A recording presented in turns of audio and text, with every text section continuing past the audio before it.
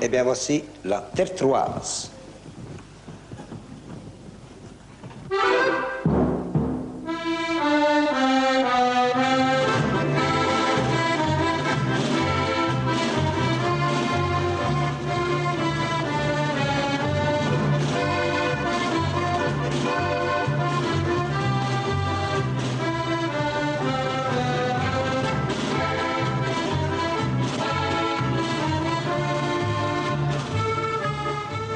Tertre, 850 hectares, 51 arts, 60 centiares. Le 31 du 12 1975, 5006 habitants.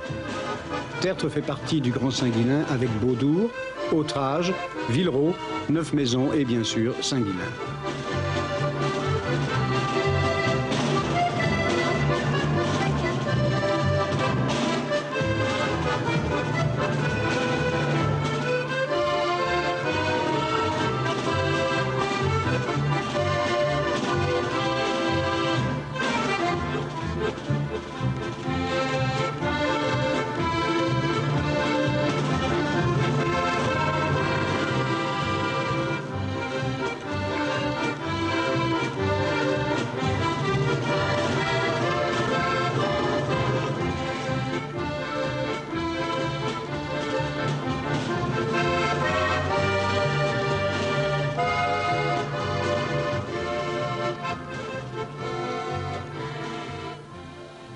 Bon, ben, qu'est-ce qu'il y a à dire sur un petit village comme ça? Il ne s'y est jamais rien passé, même pas une maison hantée. Un château où Napoléon aurait dormi en allant ou en revenant de Waterloo. Un crime crapuleux avec du sang partout. La guillotine, rien. Bon, ben, allons-y quand même.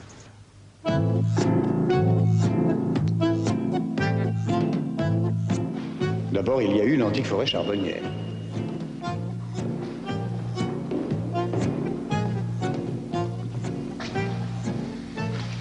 Je vous parle de ça, mais ça fait longtemps. Tu te souviens, toi, ma mère, hein? Bernissard n'est pas loin de Tertre.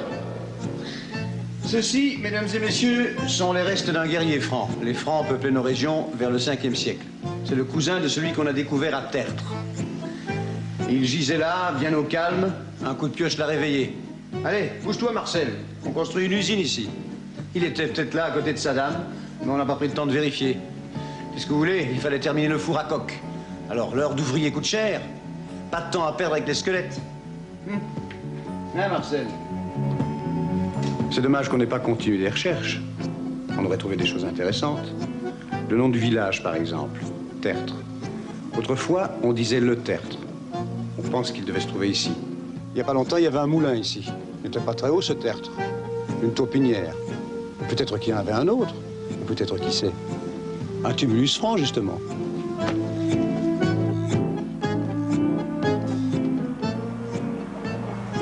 Jadis, Tertre était un hameau de Beaudour et dépendait du royaume de France. Le dernier roi à y exercer son autorité était le célèbre Dagobert. Un jour, au cours d'une chasse, il y rencontra un grec nommé Guilain et il lui permit de construire une abbaye. Qui disait abbaye, disait partage de l'autorité royale et aussi déboisement et colonisation de la forêt.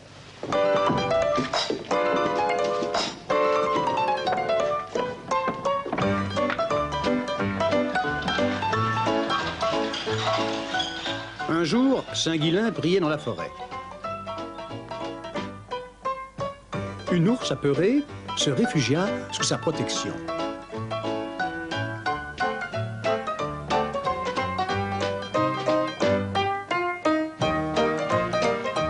Un chasseur la poursuivait. C'était le roi Dagobert. Mais Saint-Guilain s'interposa.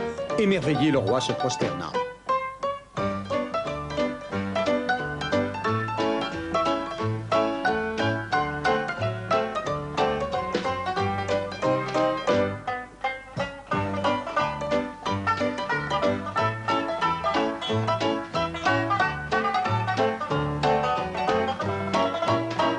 Un aigle, dit-on, conduisit le saint homme et le roi vers la grotte où l'ours allaitait ses petits.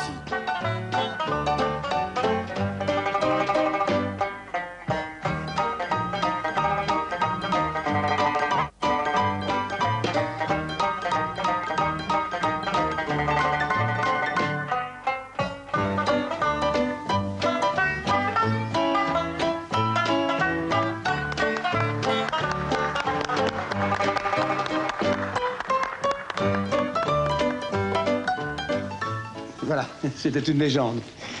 Ben bon. Est-ce que c'est la bonne? En tout cas, Guillain et Vilain, un signe du ciel. Et c'est là où il trouva l'ours qu'il fit bâtir son monastère. Et la vie continue. De temps en temps, une petite guerre. Les successions ont toujours été difficiles. Parfois aussi une petite expédition punitive. Par exemple, un jour de 1319, les gens de Beaudour se mettent en colère et viennent à Saint-Guillain tout simplement pour tuer l'abbé. Ils se jettent sur les moines qui revenaient de leur terre d'Ornu. Ils ont le temps d'en blesser quelques-uns avant que les bourgeois de Saint-Guillain ne les chassent.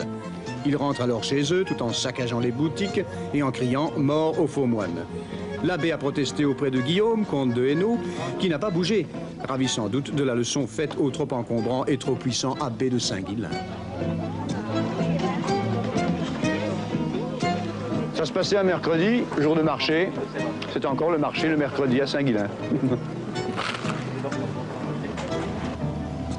En 1345, dans une liste de biens du seigneur de Beaudour, on parle d'un moulin et de sa retenue au lieu dit le Tertre.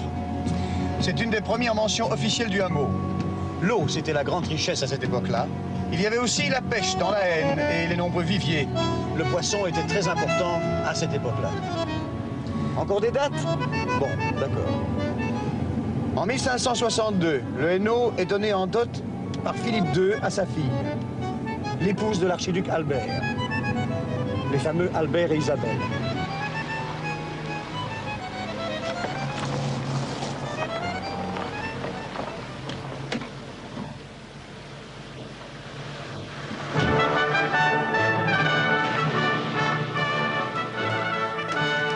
En août 1655, Louis XIV vint dîner au Tertre.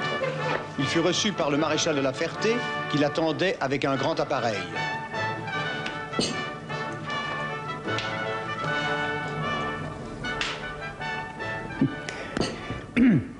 Le dernier seigneur de Beaudour, ce fut Charles-Joseph, prince de Ligne.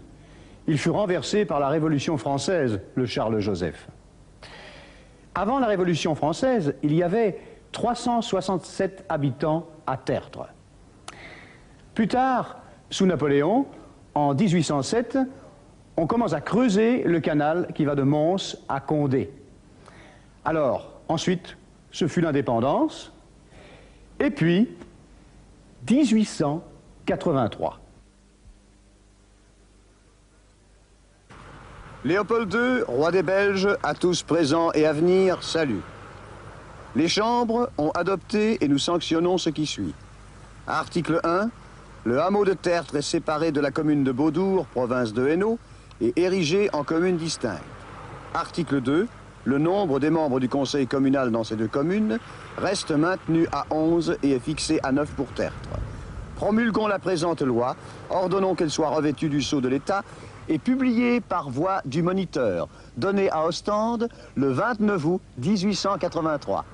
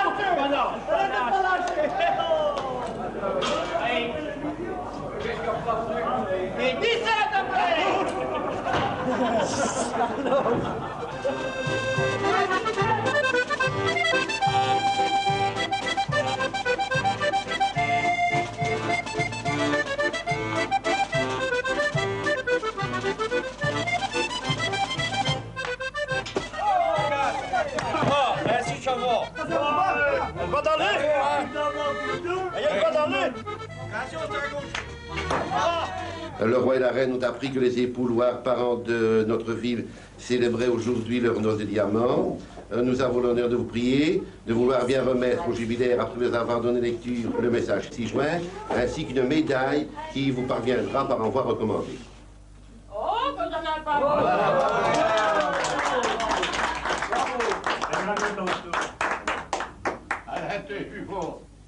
Bien sûr.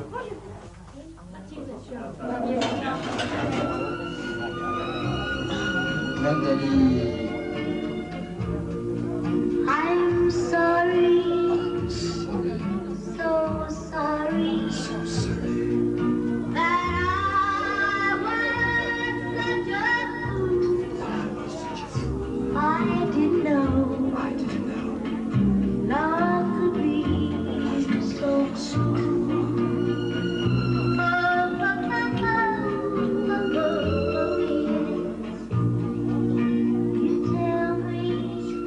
Voilà, c'est le début d'une aventure qui finira en 1976.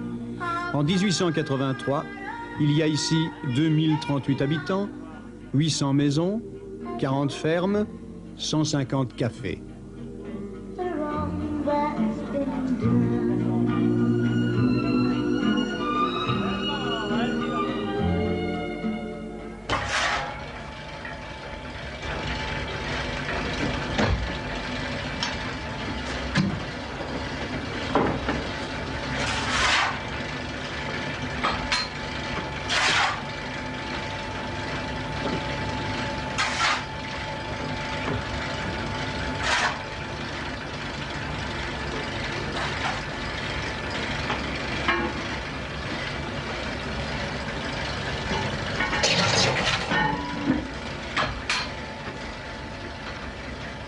La brique réfractaire fut la première industrie de Tertre et de sa région. L'argile était exploitée pas très loin d'ici et le charbon venait du Borinage. Cette brique était indispensable pour la construction des fours à coque. Des fours à coque, il y en avait un peu partout autour de chaque charbonnage, ou presque.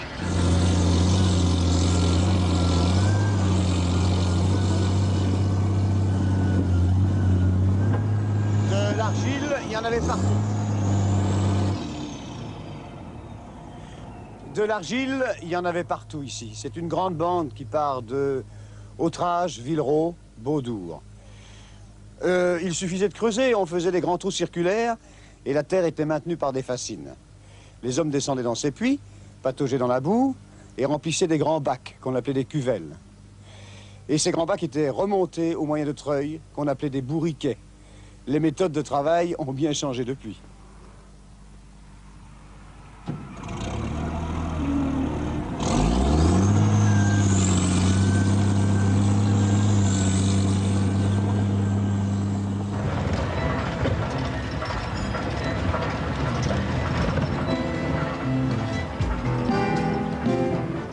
Notre fabrication est basée donc sur fabrication artisanale, l'ancien système.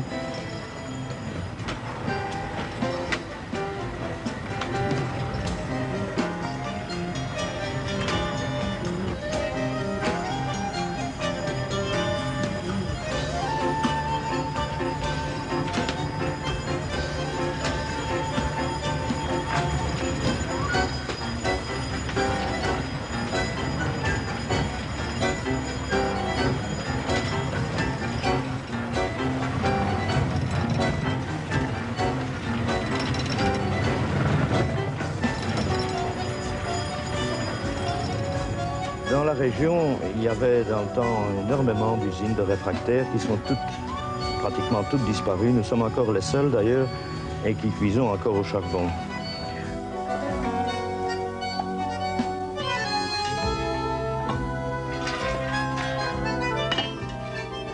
Le métier demande énormément le sens. Nous devons travailler au toucher, à la vue, etc. pour pouvoir avoir une régularité approximative de fabrication.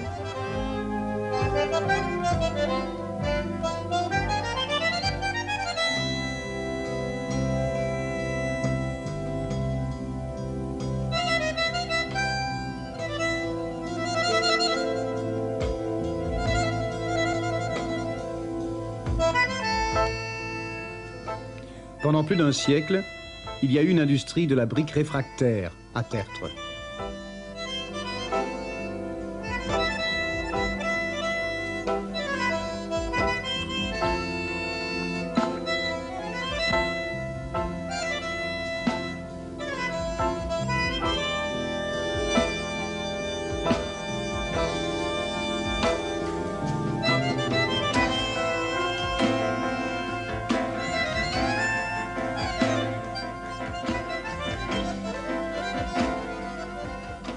Ce qui a décidé mon grand-père et je crois les ouvriers qui ont collaboré à cette fondation, c'est le fait que le terrain ici est très argileux. Et il avait entendu dire qu'on avait besoin de briques plus résistantes pour les fours, etc. Et brusquement, ils ont parlé avec quelques amis parce qu'ils étaient très liés aux personnes du village. Et alors, ils ont décidé de fonder cette usine. Ils l'ont fondée, je crois, dans une grange, d'après ce que j'ai entendu dire, enfin. Et quelle importance? Combien d'ouvriers employait-on? Oh, on en a eu près de 1000 à un moment, oui. La commune de Tertre est née surtout d'une rivalité de deux puissances capitalistes. Monsieur Pêtre, bourgmestre de Beaudour, et Monsieur Scoyer, grand industriel à Tertre. Leur rivalité les a donc quasi obligés à se séparer au point de vue commune. L'entente n'y régnait plus, donc la commune de Tertre a été créée en 1883. Oui, messieurs, je ne dois rien à personne. Et maintenant, voilà, j'aurai de nouvelles usines. On peut tout faire à notre époque. Je donnerai du travail à des centaines d'ouvriers et ils m'aimeront. Ils me considéreront comme leur père, en quelque sorte. Nous ferons de grandes choses ensemble. Le bonheur est pour demain. Non, quand j'ai commencé à travailler, j'ai travaillé à 10 ans au Riva. Écoute bien ceci. Je ne l'ai pas dit, hein? Non.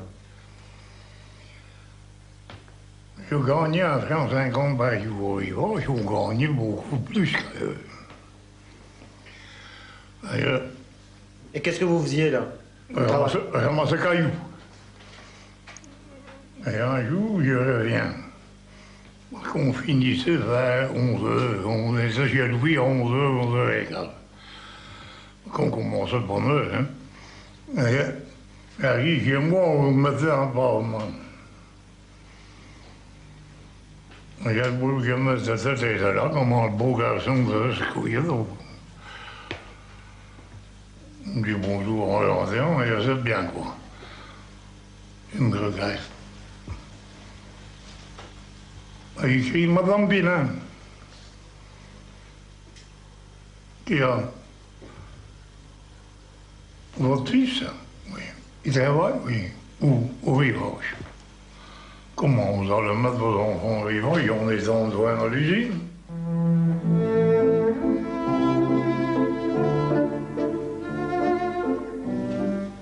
Avec un papa m'a fait quitter une place d'argent 50 pour moi aller gagner 80 centimes. C'était le poids qui tombait, hein. Je suis pas dit. Dans l'huile, dans le potat, dans tout, hein. Saloperie. Il n'y avait rien de bon là. De 1883 à 1921, c'était la famille des Escoyers de toute puissance qui régnait sur la commune de Tertre. On a dansé à la maison du peuple de Tertre en 1910. 3 jours de carnaval. Et il était au bal, hein. Il avait 21 ans. Et on m'avait dit, notre ancien bourgmestre, il ment, et il me dit, que tu dis? Moi, je regarde. Il a tout plein. Mais il a de bon. Pourquoi? Je dirais jeudi. C'est en l'ordre de carnaval, c'est que mercredi soir, hein. Mais jeudi, il a l'usine. Je te vins contre médaille. Et en chaudeur qu'il a, dans le grand bureau. Je ne pense pas ça, tu vois. Mais je vais en bureau. J'ouvre le pot de verre et je ramasse ça dans la salle de bois. Hein. Bonjour. Parti de l'Europe, monsieur. Et pas de compliments à vous faire. Tu manques à tuer. Il a tout compris, ce aussi. Hein. Et t'as rapporté que vous aviez été au bal le 3 jours à la maison du peuple. En effet. Mais je voudrais bien que vous me disiez quel est le crime que j'ai pu commettre. Tout noyé à la maison de peur. Et tout noyé au salon moulin. Ça leur n'a piose, ils n'ont aucune différence. Mais vous ne ressemblez pas à votre père. Mais voici qu'à un moment, on va pas, hein? Ah, mais c'est pas ça que je veux dire. Vous n'avez pas la conscience de votre père. J'ai le droit de vous dire quelque chose. Si vous avez joué avec la conscience à mon père, avec celle du fils, vous ne jouerez jamais. Et ma prière fallait ceci. Faites-moi mon compte.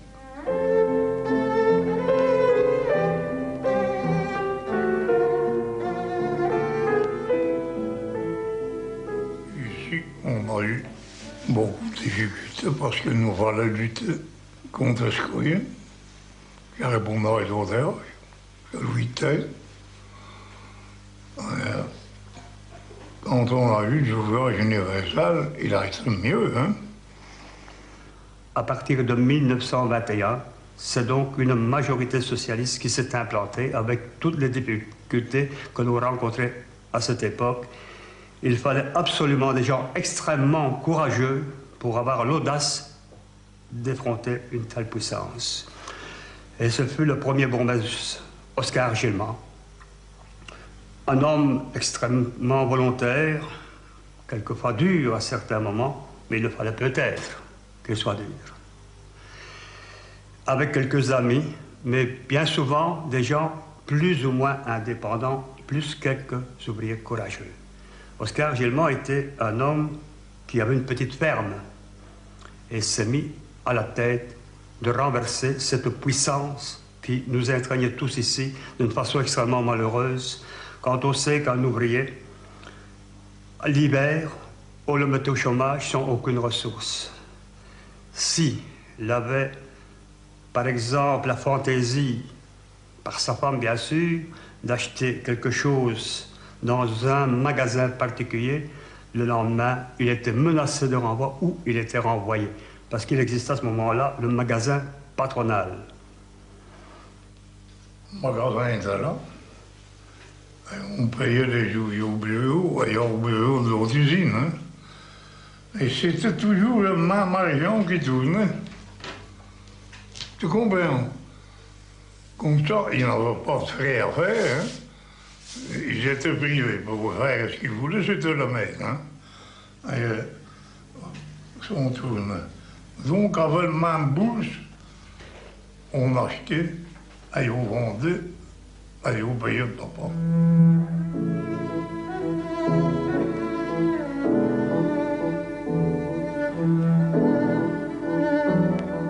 Au moment donc de sa construction, l'usine existait déjà, bien sûr petit format, puisque c'est la guerre de 1870, je crois qu'il les a surtout fait progresser. Alors à ce moment-là, tous les enfants qui allaient travailler de 10, 11 et 12 ans, 13 ans, vous savez ce que c'est des enfants à cet âge, ils étaient surtout espiègles et ils arrivaient surtout en fin de journée qu'on leur disait « Vous n'avez rien gagné, vous avez eu autant d'amende. » S'ils gagnaient 50 centimes le soir, il avait 50 centimes d'amende. Mais naturellement, ce n'était pas toujours, parce qu'il fallait quand même, à certains moments, donner quelques centimes à ces enfants-là. Ce que tu disais, c'était toujours deuxième. Et quand tu passais en face du panneau, que la journée était finie, hein, on l'a deuxième. Et on était content de faire en tous parce qu'on t'avait pris soit à fumer, soit à autre chose. Hein.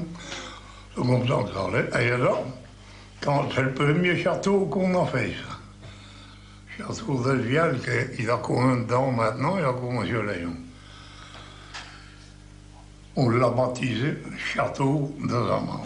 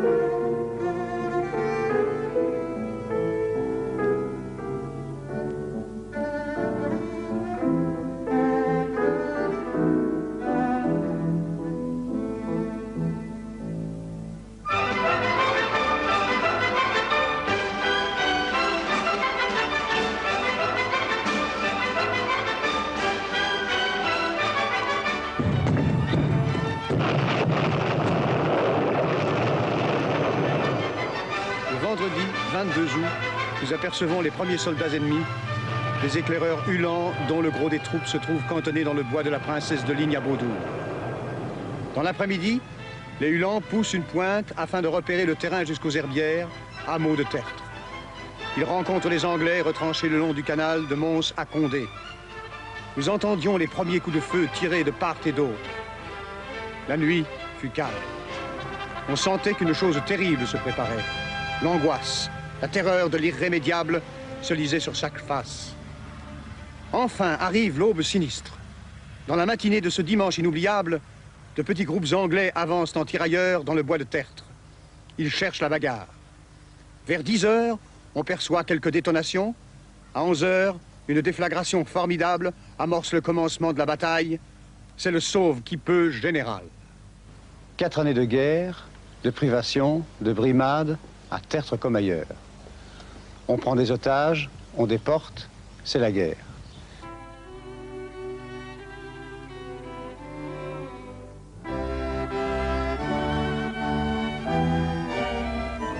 L'industrie, ici, mesdames et messieurs, c'est le charbon. Qu'il me soit permis de vous raconter une anecdote, plutôt un flashback en quelque sorte. Entre 1774 et 1779, Simon Delouge et le prince de Ligne unissent leurs efforts pour essayer de découvrir du charbon. Ils creusent, ils en trouvent, ils sont contents. Le charbon se vendra bien, ils seront encore plus riches. Un don du ciel. Ils font chanter une messe d'action de grâce à Sainte-Barbe. Pendant qu'ils sont à l'église, un maladroit perce le cuvelage du puits, la fosse est remplie d'eau, on ne pourra jamais la vider. Fâcheux. À la fin du XIXe siècle, le charbon a définitivement remplacé le bois. Par exemple, la sidérurgie quitte les régions forestières. On augmente la production du charbon et la Belgique devient le spécialiste mondial du four à coke. En 1885, au charbonnage de Bois-du-Luc, on commence la construction de la première batterie de four à coke avec récupération de sous-produits. À la fin de la guerre de 14-18, après la guerre de 14-18, c'est la crise. Crise politique, il s'agit d'arracher le suffrage universel. Crise économique, hausse des prix, habitat insuffisant, la Belgique importe plus qu'elle n'exporte. Les mines du Pas-de-Calais et du nord de la France sont une rude concurrence pour les charbonnages borins, charbonnage déjà en perte de vitesse. En 1926, le mineur borin extrait 516 kilos contre 538 kilos en 1913.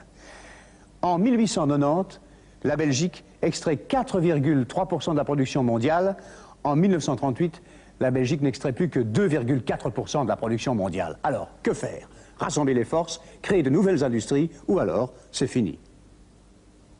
Depuis de nombreuses années, la puissante Société Générale abandonne tous ses biens fonciers tout en faisant une bonne affaire. Par exemple, elle vend la forêt de soigne à l'État après l'avoir réduite de moitié. Dès 1840, la Société Générale investit dans l'industrie, c'est-à-dire le charbon et la métallurgie. Par un jeu savant de participation, elle contrôle pratiquement tous les charbonnages borins. Évidemment, leur crise la touche. Concurrence étrangère, concurrence campinoise. Les petites coqueries boraines ne tiennent pas le coup devant les grandes coqueries de Vilvoorde, Gand, Ostende. Ces coqueries sont trop petites, il faudrait les moderniser, mais cela coûte très cher. Alors, que faire?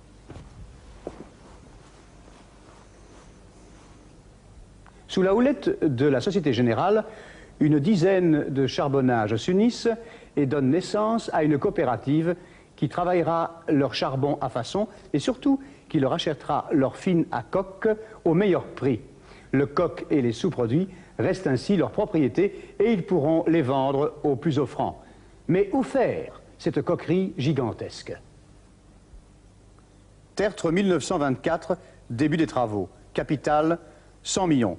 La coquerie traitera 3000 tonnes de charbon par jour qui donneront 2200 tonnes de coque et 500 000 mètres cubes de gaz. C'est carbonisation centrale.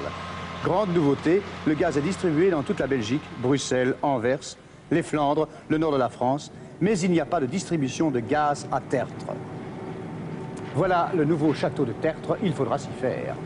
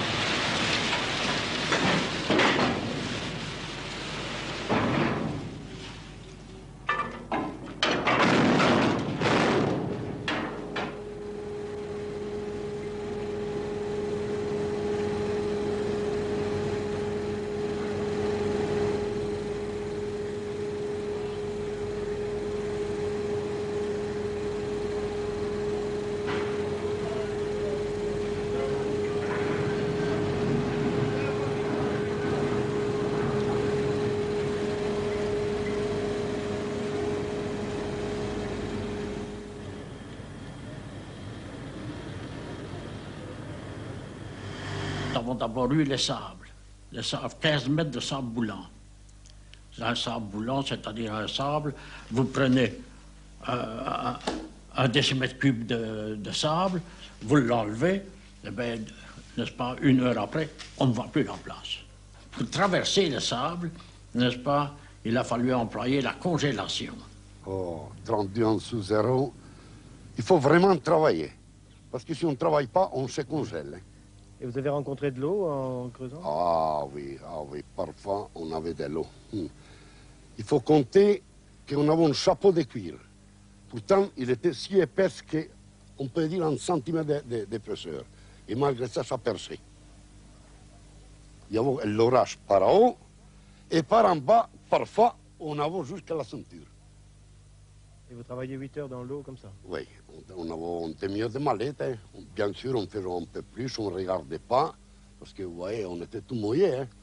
C'était préférable faire 6 heures dans le fond en suivant plutôt que remonter et encore descendre. Hein. Vous avez connu Guido Albertini? Ah oui, oh non, celui-là, c'est un charmant garçon. Charmant à tous les points de vue. Courageux d'abord, très courageux. Et puis vraiment aimable. C'était mon chef de file, bien entendu. Et il savait, j'ai eu beaucoup d'Italiens. D'ailleurs, les puits ont été faits par des Italiens. Et celui qui était franchement le chef de file, quoi. Ils habitaient où, les Italiens? Ah, ça a été un drame un peu au commencement, n'est-ce pas? Il n'y avait pas de maison, il n'y avait rien du tout. Alors, ils venaient aux cantines d'Autrage, du charbonnage d'Autrage. Il y avait une cantine, et alors, ils venaient tous les jours, n'est-ce pas? Ils quittaient le matin 1 heure plus tôt pour faire le chemin jusqu'à Tertre. Mais, je dois vous dire que c'était vraiment extraordinaire. Ils étaient tout de même italiens dans leur nature, n'est-ce pas? Et en venant, ils chantaient leur air du pays, les chansons un peu spéciales, c'est-à-dire des chansons... Et on venait en chantant, et on retournait en chantant. Avanti o popolo, alla risposta, bandiera rossa, trionferà. Bandiera rossa, trionferà. Bandiera rossa, trionferà. Bandiera rossa, trionferà. On a rencontré le charbon, la houille, donc, à 294 mètres. Donc, c'était tout mort. Ce qui s'appelle au-dessus, ça s'appelle les morterins. Et en dessous a commencé, évidemment, le terrain houlier.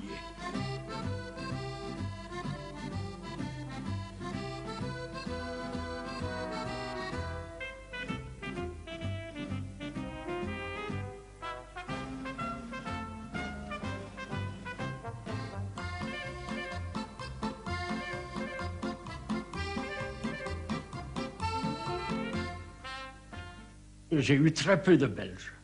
Très peu, parce que déjà à ce temps-là, le Belge ne voulait déjà plus travailler. Hein. Le mineur ne voulait déjà plus travailler. Alors on a dû embaucher les Italiens qui sont venus et les Polonais, bien entendu.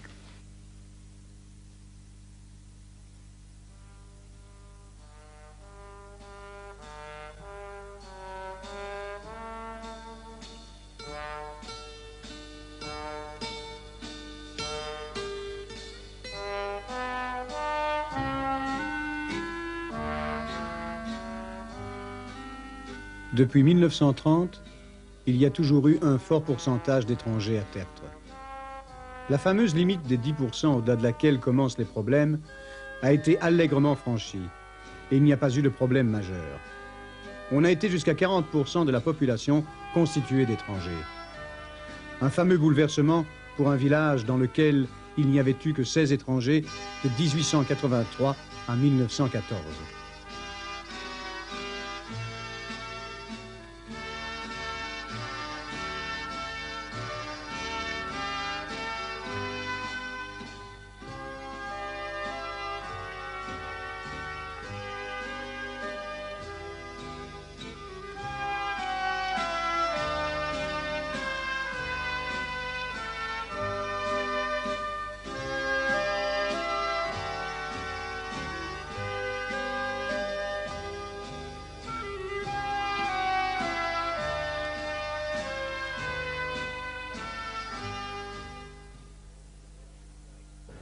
Bon alors, M. Milcarek, quand est-ce que vous êtes arrivé à Tertre? En 27. Vous aviez quel âge? 7 ans. Et vous veniez directement de Pologne? Non, je suis venu de la France. Et vous êtes né où alors? En Allemagne. Vous êtes polonais? Oui. Et quand vous êtes arrivé à Tertre, vous êtes fixé où? À la rue de Varsovie, au Trageta. Au Trageta. Il y avait seulement des Polonais dans ce rue-là. Il n'y avait aucun Belge, aucun Italien. Il y avait une école polonaise pendant 3-4 ans. Et après, on a dit que nous autres, on doit s'apprendre le français. Donc, nous avons obligés à aller à l'école belge. Et c'est normal. Et vous êtes de nationalité polonaise ou nationalité belge? Maintenant, je suis belge. Moi, on m'a donné à manger ici, alors j'aime mieux la Belgique. Donc, ces gens-là, nous ne pouvons pas dire qu'ils étaient parqués, mais quand même, on en avait fait un ensemble et on cherchait qu'il n'y ait pas trop de contact entre eux et les populations belges, donc du village. Et vous aviez même des messes polonaises, je crois. Oui. Nous étions en messe polonaise, je me rappelle encore, c'était toujours à 11h après la grande messe belge. Et alors, il y avait beaucoup de fois que à la messe belge, il n'y avait pas beaucoup de Polonais, qu'on affichait une affiche au charbonnage. Que celui qui ne va pas à la messe belge, il va avoir son livret aussi. Alors après, le Polonais était obligé d'aller à la messe belge aussi. Et à la messe polonaise À la après? messe polonaise. 2 fois à la messe? Et nous autres, quelquefois, on allait pour la communion au matin à 7h, après à 8h, à 9h30, à 11h. Et après-midi encore, c'était le salut ou bien patronage, il fallait toujours aller. C'était la vie comme ça. Je crois que c'était un petit peu l'attitude de toute l'Église au XIXe siècle, de ne pas avoir compris combien parfois le capitalisme pouvait oppresser l'homme et d'avoir accepté souvent d'être comme une alliée du capitalisme. Et vous avez fait partie des syndicats belges? À ce moment-là, nous autres, on ne pouvait rien faire les étrangers. On ne pouvait pas se mêler de syndicats, rien du tout, ni de la grève, rien du tout. Quand on faisait la grève, c'était seulement la grève pour les Belges. Parce que si un étranger, un Italien ou bien un Polonais à ce moment-là aurait fait la grève, il aurait été expédié dans son pays. Hein. Pas comme tout maintenant, où ils peuvent tout faire, les étrangers. Avant, nous autres, on ne pouvait rien faire. Ça, on n'avait rien du tout. Et vos rapports avec les ouvriers, comment étaient-ils? C'était très bon. En ce sens que j'étais peut-être humain avec eux, mais tout de même sévère. Sévère, pas pour moi, pour eux, pour leur famille, pour qu'ils ne soient pas blessés, tués. Et c'était ma plus grande récompense, c'est de voir que je n'ai pas eu beaucoup de blessés, ni de tués, j'en ai pas. J'en ai eu un seulement sur mes 40 ans de profession. Et vous aimiez aller travailler à la mine? On n'avait rien d'autre. Parce que je devais commencer normalement à travailler à 14 ans, comme avant. Mais j'ai perdu 1 an parce que je ne savais pas trouver du travail ailleurs. Vous étiez fier d'être mineur? Oui, j'étais très fier même. Ah oui, parce que moi j'ai vraiment appris le métier à fond. On dit parfois, Tout le monde appelle des mineurs quand ils sont au fond du charbonnage. Mais ce n'est pas vrai. Des mineurs, ils sont très rares, au contraire. Ils viennent peut-être comme une qui va à l'école, exactement la même chose.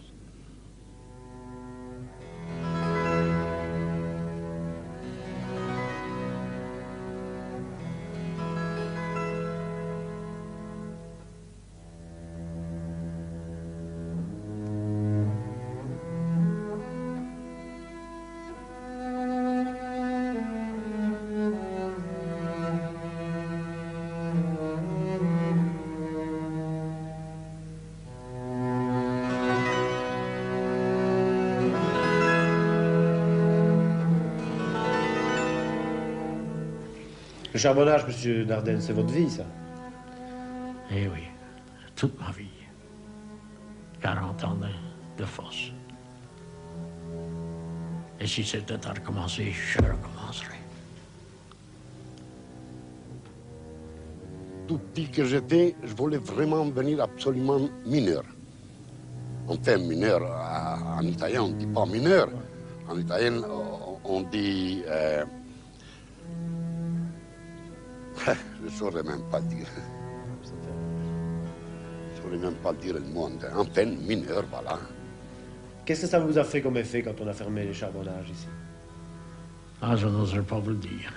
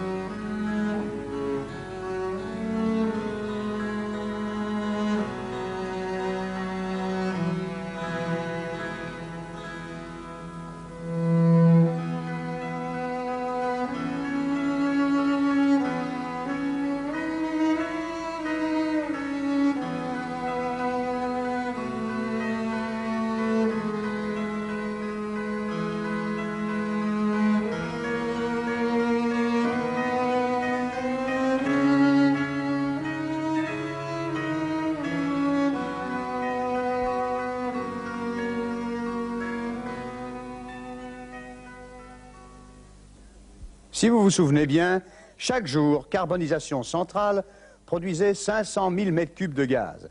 La moitié seulement part dans la grande canalisation et le reste. Il ne faut rien perdre. Une société anonyme est créée à Bruxelles le 3 novembre 1928. Elle a pour objet la fabrication de toute matière se rapportant à l'industrie chimique. C'est Carbo Chimique, société anonyme au capital de 170 millions de l'époque. Il s'agissait de faire la synthèse chimique de l'ammoniac pour la fabrication d'engrais azotés.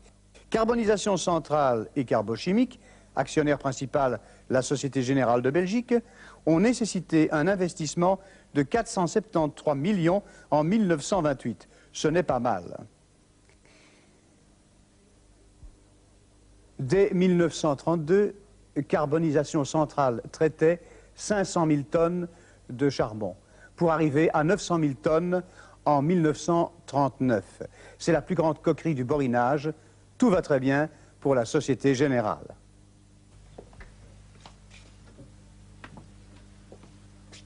Notre société va de l'avant. Nous produirons de plus en plus. Nous ferons travailler de plus en plus d'ouvriers. Grâce à nos productions, nous participerons au bonheur de l'humanité. Les engrais, c'est le progrès. Tous les espoirs sont permis à la science. Le bonheur est pour demain.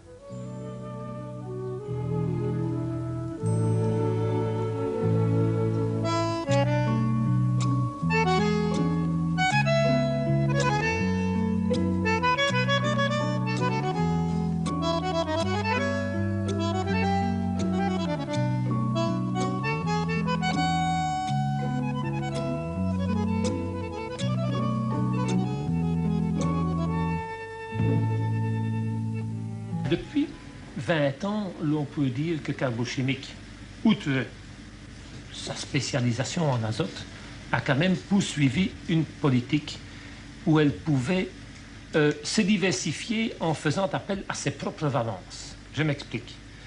Nous avons construit en 1962 la filiale CEDEMA. c'est une usine qui fabrique des dérivés de manganèse. Et on pourrait se demander ce que le manganèse peut bien venir faire à Tertre, puisque le minerai de manganèse, nous devons l'importer, que ce soit d'Afrique ou des États-Unis ou de l'Amérique, ou même d'autres continents encore plus éloignés. Mais la façon dont nous traitons le manganèse, elle est unique au monde et elle est axée sur nos valences propres que nous connaissons à Tertre, c'est-à-dire l'ammoniac et certains autres produits dérivés de l'ammoniac. D'autre part, nous avons à peu près vers la même époque orienté une partie aussi de nos fabrications vers les polyéthers, qui sont les matières premières dans la fabrication des mousses de polyuréthane, qui sont bien connues pour leurs applications aussi bien dans l'ameublement, les coussins, etc., que dans les voitures, que dans l'isolation. Et cette orientation nous a maintenant mené à une division organique qui est également vigoureuse et saine, où nous avons eu récemment certaines mesures de rationalisation à prendre, mais qui ont contribué à remettre la situation en ordre et à nous donner une bonne position sur le marché.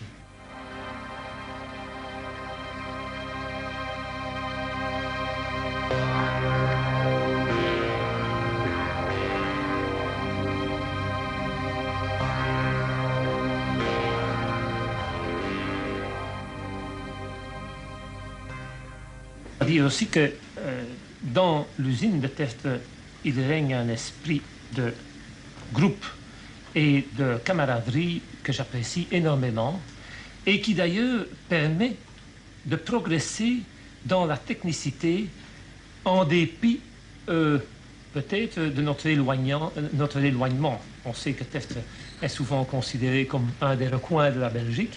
Eh bien, dans ce recoin de la Belgique, nous avons trouvé finalement des ressources techniques considérables dans le personnel.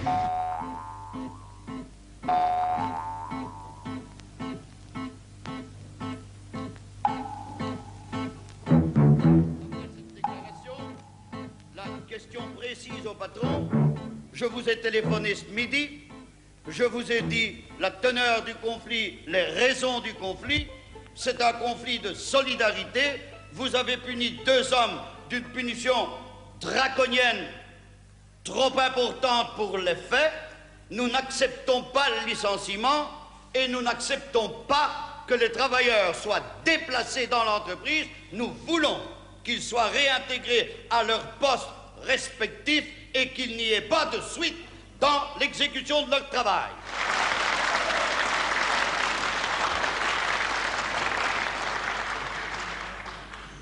Monsieur Depot, qui était de l'autre côté du fil, m'a répondu que la question de licenciement était pour lui déjà exclue. Ils étaient donc revenus sur leur position. Et que la proposition qu'ils avaient faite aux négociateurs de nuit, c'est-à-dire le déplacement dans l'usine, était aussi exclue après mon intervention. Et j'ai dit à M. Depot, dans ces conditions, nous acceptons de négocier une sanction si il y a lieu. Je vous demande de vous prononcer. Je vous demande si vous êtes d'accord avec les conclusions que nous avons sorties après 5 heures de négociation hier. Qui est d'accord? Enfin, je suis heureux que ça n'a pas tardé trop et de reprendre ma place parmi mes compagnons de travail. Ce qu'il faut, ce qui a fait gagner ce conflit, naturellement, c'est, vous l'avez remarqué, la solidarité des travailleurs qui a été unanime et qui a été... Ça fait chaud au cœur, allez. Ça fait chaud au cœur de voir ça. Le carbone chimique est fini, la Wallonie, c'est fini alors. Ça. Comment la région C'est ce qui tient pour la région, hein, le Borinage. D'ailleurs, le Borinage, on avait les mines. Hein. Alors, les gens le réseau du Borinage ont dit, nous avons carbone chimique. C'est pour ça qu'on tient tant à notre travail, hein, qu'on essaie de faire le mieux possible pour que notre usine fructifie. Ou, voyez, évidemment, ça, c'est le carbone chimique qui disparaît. Ça, on sera obligé de prendre sa mallette et aller où? Au chômage.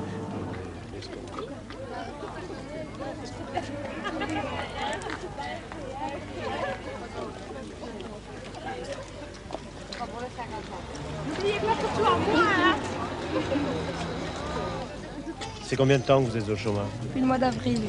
Qu'est-ce que vous faisiez avant? Je travaillais dans une usine de porcelaine. Où, à Beaudour? Oui. Et l'usine a fermé ou quoi? Oui. Et qu'est-ce que vous allez faire maintenant? J'entends une place, tiens. Et qu'est-ce qu'on vous a proposé? On vous a proposé quelque chose? Non, on m'a rien proposé. Et qu'est-ce que vous voudriez faire? Trouver une place, quoi, travailler. N'importe quoi. Il y a beaucoup plus de femmes au chômage que d'hommes. Ici à Tertre, oui. Ici, il y a beaucoup de femmes, surtout quand Siemens il a fermé là, alors... ouais, ça, oui. Je travaille à Siemens. Ah oui, comme empileuse. Et Siemens a fermé maintenant. Oui. Et il y a uniquement des femmes au chômage à Tertre, ou presque. Comment ça se fait après vous? Il y a des hommes et des femmes, c'est parce qu'il n'y a pas beaucoup de travail. Hein. Il n'y a pas assez de travail pour les femmes. Oui, et pour les hommes aussi. Hein. Quand on est au chômage, c'est parce qu'il n'y a pas de travail. Hein. Tu crois qu'il y a moyen de travailler à Tertre? Non, il n'y a plus rien. Pas assez d'usines. Il faut vraiment faire un boulot. Il y a trop de chômeurs. Marchand de ce que vous voulez, mais pas... Les commerces, tu crois? Ouais. Autre chose, ça n'ira pas. Il n'y a pas d'usine. Et à Carbochimie? On ne bouge pas, là. Et parfois, il faut connaître quelqu'un, il faut connaître des hauts placés. Il faut avoir pour de la famille là-dedans. Il faut être pistonné. Et il faut être pistonné par qui? Par des connaissances. Si vous connaissez un ingénieur, vous êtes sûr de rentrer là-dedans. Sinon, vous n'avez pas de chance. Je crois pouvoir dire que l'on a la chance d'avoir un complexe chimique qui marche, et qui marche bien. Et au point de vue avenir, je crois que l'industrie chimique, plus peut-être que d'autres secteurs d'activité, offre de très bonnes perspectives sur le plan de l'évolution future, en ce sens que une société telle que Carbochimique peut, à moyen terme, devenir un pôle d'attraction pour d'autres firmes. Ces firmes, évidemment, ne doivent pas nécessairement présenter une taille très importante. Je crois qu'il suffirait que quelques petites ou moyennes entreprises s'implantent autour de Carbochimique pour donner à cette région qui est déprimée sur le plan de l'emploi un nouvel essor. Ce à quoi nous pensons surtout pour l'avenir, c'est que Tertre n'est pas tellement loin de Feluy et qu'un axe Feluy-Tertre pourrait être un axe de développement de la chimie en Wallonie qui pourrait avoir un certain nombre de valences non négligeables pour ceux qui s'y établissent. Souvent, on a délaissé ces petites entreprises au profit de grosses unités qui, évidemment, ces grosses unités nécessitent des moyens financiers, je le répète, et, en fin de compte, offrent, disons, très peu d'emplois. Exemple, prenons le cas du complexe de Feluy. Vous savez, les montants astronomiques que l'implantation de ce complexe a coûté, et finalement, au bout de quelques années d'activité, je crois que le nombre d'emplois y est relativement peu élevé. Or, à l'heure actuelle, disons, vous connaissez ce problème du chômage, et si l'on veut évidemment une relance, je crois que les petites et moyennes entreprises ont un rôle, disons, fondamental à jouer. Je crois qu'il faut qu'on évite dans l'avenir de trop insister sur un certain pessimisme, parce que finalement, ce pessimisme est contagieux. Il me semble qu'un certain optimisme devrait être cultivé par les autorités, aussi bien que par ceux qui ont des responsabilités dans la région, en disant « ça va marcher ». Et après tout, l'esprit d'entreprise, c'est de pouvoir surmonter les difficultés régulières que l'on rencontre et qui résultent simplement de la vie en commun.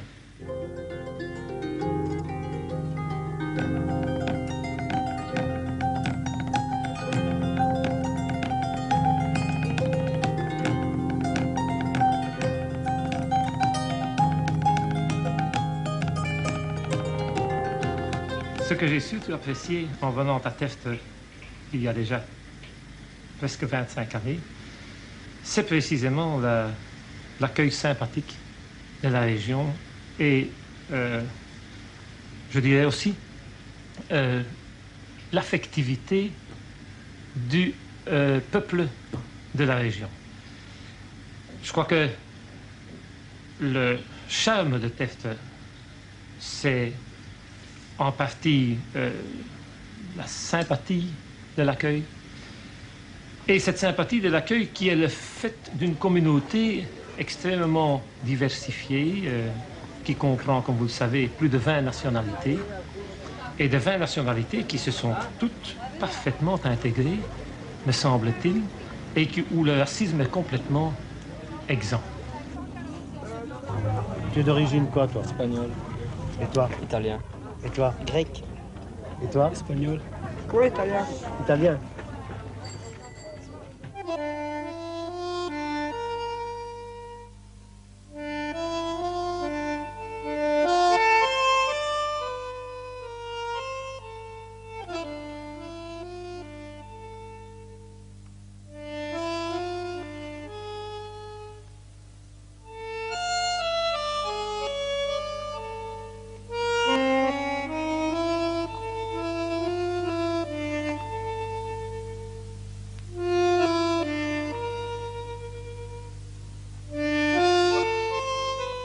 Qu'est-ce que ça fait comme effet d'être le dernier mailleur d'une commune?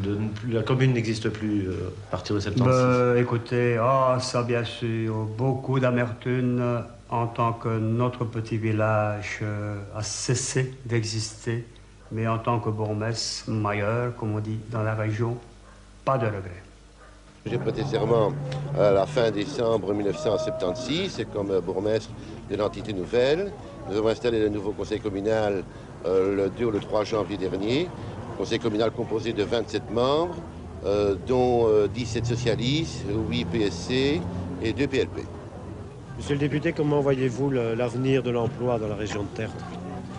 L'avenir de l'emploi est tributaire des industries qui viendront s'implanter dans le contexte de la ville nouvelle. Et il faut dire que nous sommes bien situés ici, dans la nouvelle entité Saint-Guilain, par le fait que nous avons de vastes zonings. Il y a un vaste zoning au sud du canal de Beaudour, et ce zoning se poursuit vers l'ouest, couvrant Villeroy, Outrage. Il y a même des zonings artisanaux qui peuvent être meublés rapidement, mais tout dépend de la conjoncture économique dans laquelle nous vivons actuellement. Je vois très bien le développement industriel dans les 10, 15, 20 prochaines années pouvoir se développer, et à partir de ce moment-là, l'emploi en sera le bénéficiaire.